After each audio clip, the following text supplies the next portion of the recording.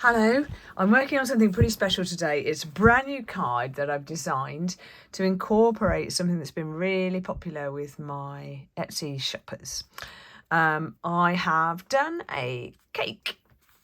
Ta-da! Everyone loves a cake. But I deliberately left a nice big space here for extra personalisation.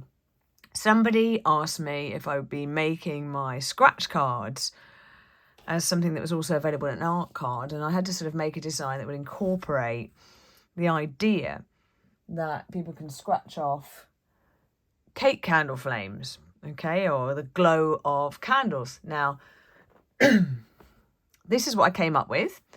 I've done a prototype, which I've put on my Etsy shop, and I've left space here to put happy birthday, whomever, then the scratch card element here, and then anything else they want here and here. I've left that extra space because sometimes people want an awful lot included on there, and it's not always possible to fit it.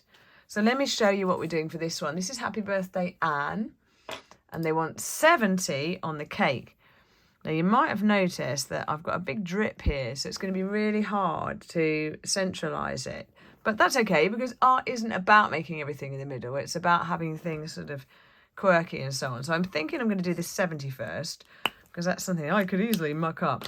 Now, I could make the 70 out of gems, but it might be a bit dazzling.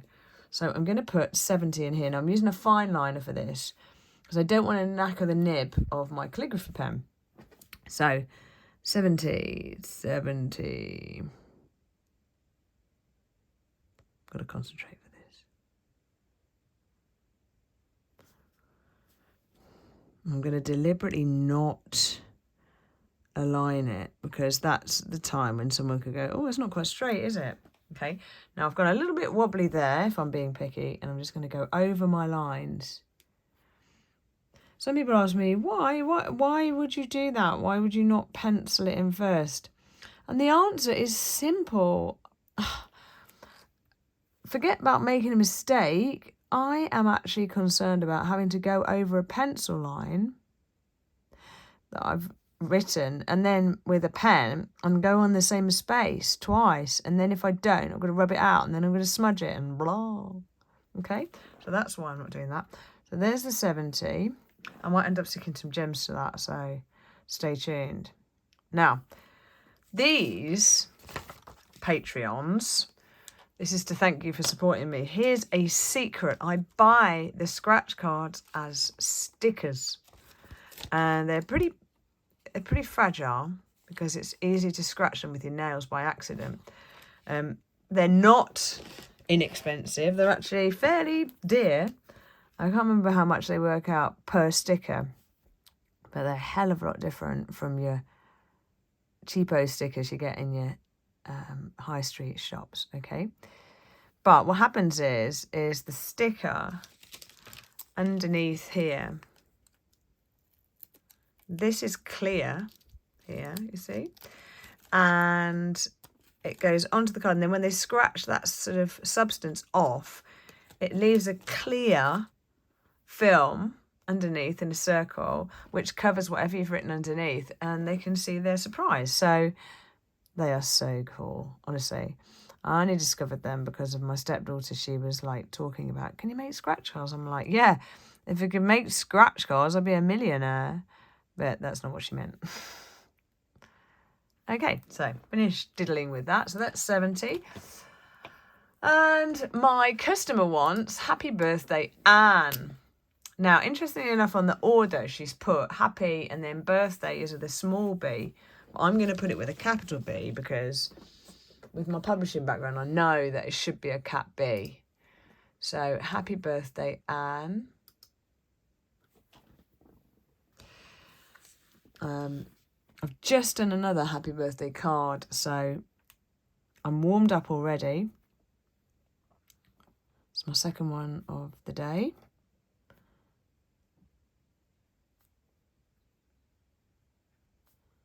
I'm going to be quite quirky with the spacing on this. It's really, really important not to try and be central, because if you try and line things up and have them going in a straight line, it's so easy to trip yourself up. Nobody else is going to hold you to account, but actually, the worst thing is when you trip yourself up. You don't need to. So happy birthday, Anne. So I'm going to sort of go here, here, and here. Because birthday's quite long. So I've already figured it's going to fit there. And Anne's going to go here. So let's go. Birthday. I'm keeping the B to about the same size as the H. Bearing in mind I'm going to have an H coming up. And I don't want it to clash with the P's. So B-I-R. So that tall H-y bit. And the D, I need that to go in between the P's as well. And not clash with the bottom of the P's. Some people don't consider that and they suddenly find themselves like, oh no, they're going to collide. Just lengthen that T a little bit there and make it a bit swooshy. And Anne has got an E at the end. And again, I don't want to go too far over here because it looked like it was an afterthought, but I'm going to put the A here. I'm going to let it go into the flame a bit, I think, because it'll be better and her name will be big then. So there we go. And with an E. Don't go too much on the E, like sticking out like that, because it could read Annie. And then I've left that first A bit till last. I'm going to mimic the T. Lovely, huh? I'm going to add some gems in a minute. But before I add the gems, I'm going to do the sticker part. So I'm just tidying it up. A bit naughty. I'm doing it with the point of my calligraphy pen. Okay. So happy birthday, Anne. And then I'm going to stick 3 of these on across the middle here. So I just want to plan what I'm going to put underneath. So she wants me to put a lunch date treat. So I'm going to put scratch here to reveal underneath it. Okay.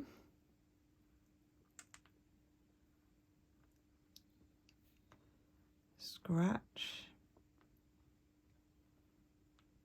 Sometimes I say it out loud just to avoid any errors. Scratch here. I'm also thinking about the wicks that are coming up from the candles there. Okay, scratch here.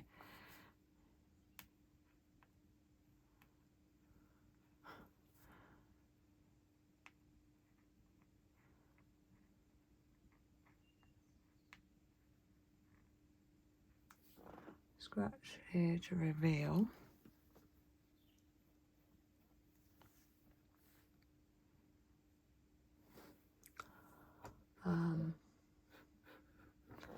And she's asked me to put a lunch date treat. So I'm not going to repeat the word treat. Because normally I put scratch here to reveal your treat, and it'd be a bit repetitive. So scratch here to reveal. So a lunch date treat. How has she asked me to write that? She's asked me to write it as 2 separate words. So for this part, I'm actually going to do it in fine liner. Okay. And I'm going to make the glows of the candle goes really close together. So I've put them up there so I know how much space I've got. A lunch date treat. This is, you see, I do take quite a long time over these things. So A.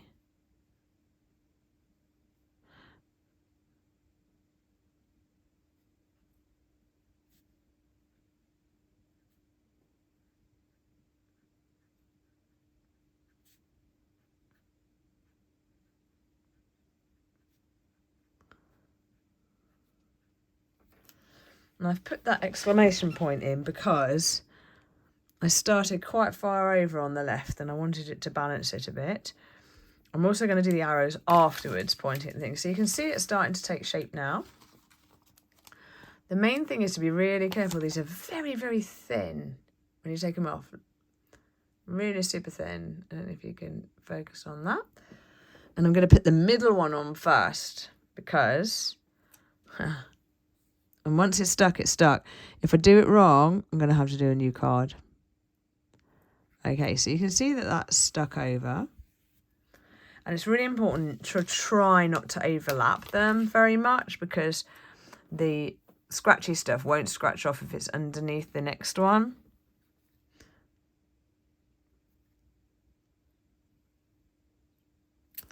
Okay. Oh, I love it when these things start to take shape. So for that reason, I'm making sure that pushes there. My God, exciting. Make sure that clears the S and clears the card. Looks getting quite close to there. Okay. Woo! So now my scratchy bits are stuck. I'm going to use a bit of scrap paper, press them on, and then I'm going to add the arrows now that they're in.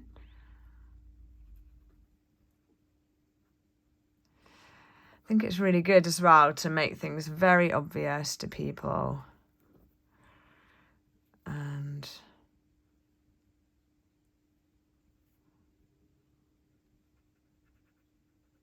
there you go. I'm also going to do a few little lines here now that the stickers are on. You can't really do these before you do the stickers, because then you just make things really hard for yourself. It's a little bit like doing pencil first. You make things so hard for yourself that you've got to stick to where the lines were that you put, do you know what I mean? So there you go. Now they really work. And then, of course, let's stick some gems on.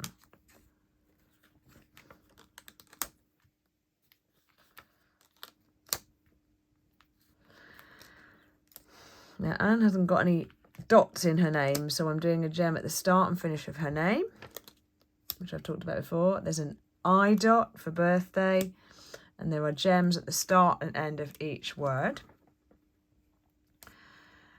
I'm also going to put little gems, which I haven't done before, I don't think, on the top of the candles. That's a first. Ooh, made things quite difficult in there though, haven't I? So I'm going to leave that there like that. I'm going to stick some randoms down here. And I'm going to stick some randoms on the cake as well to balance that off. I'm wondering now as well whether to colour that white or silver or gold. I've got gold here, gold pen. Check the pen first before you do it on the thing. Oh, yes. That looks better. With these metallic pens, you have to hold it upright. Otherwise, the ink doesn't come out very well. Top tip for you there. Now, it is watercolour paper, so it's quite... and it's got ink on it. So I'm going to have to leave this to dry before I put it in the envelope. Otherwise, it will definitely smudge. Oh, wow. I'm going to do a few dots on there as well to complement that. It's always good to keep the theme going. There you go. Lovely. Ooh. Lovely. I'm getting a bit carried away, aren't I? A few gold dots because I've added it to the cake. Wow, this is turning into a bit of a masterpiece. Okay, so Anne's going to have an amazing birthday. She's going to be 70. They're taking her out to lunch, and when she scratches that off, she's going to find out where she's going. Thanks very much for joining me to watch me do this today. I love sharing things for you behind the scenes. Tell your friends. There might be people out there that aren't sure about going to a workshop or anything like that to learn how to do something, but that would love to be confident enough to just learn something at home like this and see the secrets without having to put the hand up and go, what? Because you can spin it back and play it again and see what I just said. Brilliant, huh? And I do hope it's good to get your feedback. Let me know anything else you want to see videos about. I enjoy making them for you, and I hope you have a wonderful day.